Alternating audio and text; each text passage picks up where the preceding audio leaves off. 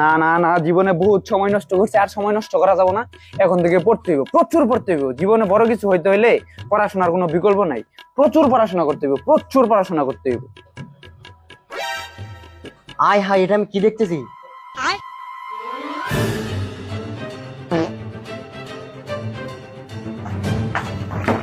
এ মামা রাজু, ঘটনা তো একটা ঘটে গেছে রে।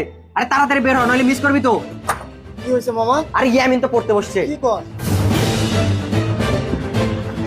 এই সাব্বির তাড়াতাড়ি আয়, মামা ঘটনা ঘটে গেছে, ইয়ামিন পড়তে বসছে। কি কস মামা? আয়, আয়, আয়।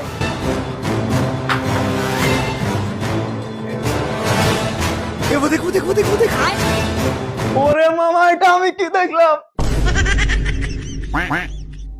আরে আর কথা বাদ দে, আমার বন্ধু পড়তে বসছে, তুই মিষ্টিওয়ালাকে ফোন লাগা।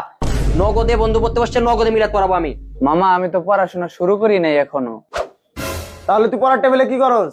মামা, আমি তো পড়াশোনার রুটিন বানাইতেছি, কিভাবে পড়বো ওই রুটিন বানাইতেছি।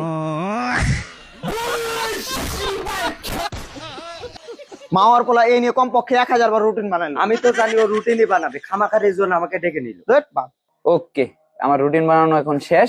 আগামীকাল থেকে এই রুটিনটা আমি ফলো করব। কালকে থেকে প্রচুর পড়াশোনা হবে, প্রচুর। গত 1 বছরেও তোর আগামীকাল আসলো না, আর আগামীকাল তোর আগামীকাল এসে যাবে না।